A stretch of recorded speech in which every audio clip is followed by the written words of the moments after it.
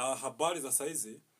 Kama ilivyokuahidi kwamba nitakuwa na kusanua kwenye issue ya usindikaji kuhusiana na mazao au malighafi ambazo zinapatikana kwenye mazingira yetu. Sasa basi, leo tutakwenda kuangalia usindikaji kwenye zao la karanga. Karanga ukisindika unapata nini? Je, karanga inaweza kanifanya mimi nikaanzisha kiwanda? Jibu ni ndio.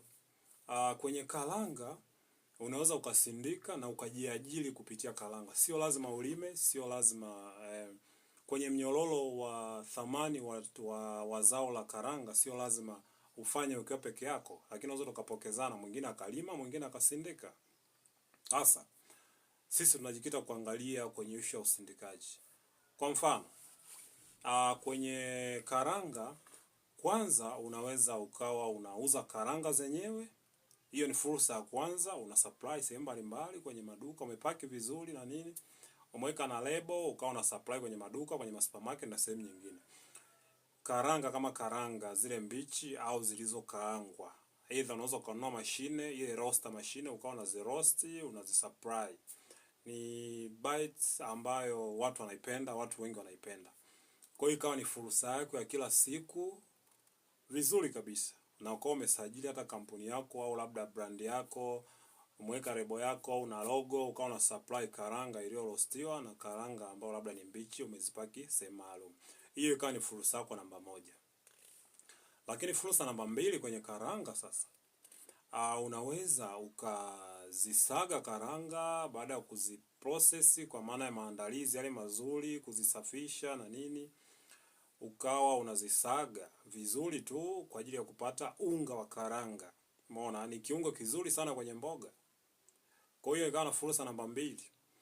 Na kila fursa ni namna unavyoichukulia wepesi, lakini imagine sasa umepata wateja labda 300 au 100 au 50 kwenye karanga ya unga wanaotumia kila siku, na ukawa na supply kwa quantity fulani kila siku.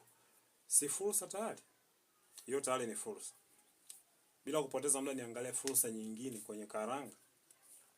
Kwenye karanga pia sio lazima tuwe karanga ya unga. Unaweza ukasindika karanga ukatengeneza peanut butter.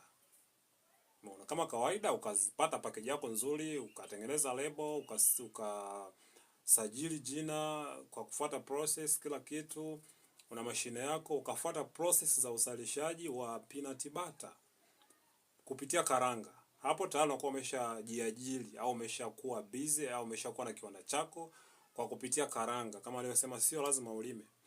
Lakini kitu cha nne, unaweza ukatengeneza kashata za karanga. Yes.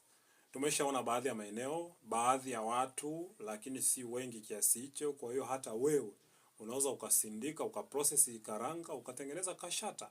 Ikawa tayari ni fursa yako ambayo unaifanya kila siku, ni sehemu ya kazi yako, unayoheshimu, umeibrand vizuri na kila kitu, ukawa una supply sehemu mbalimbali. Ikawa tayari ni fursa kwa kutumia karanga ambazo unaziona tu karanga ni za kawaida au karanga unashindwa kulima.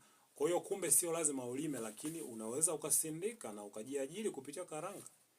Kwa leo nisiongee sana, lakini kila fursa utaiona vizuri kutokana na malengo yako, vision yako, unafikiria nini, unafikiria kuwafikia watu wangapi. Nisiongee sana kwa leo kuhusiana na karanga, niishie hapa. Usikose kusubscribe, lakini pia usisahau kwamba kuna video zingine pia za usindikaji wa mazao mbalimbali zitaendelea, zitafuata baada ya hizi video nyingine. Asanteni, leo niishie hapa. Asante sana.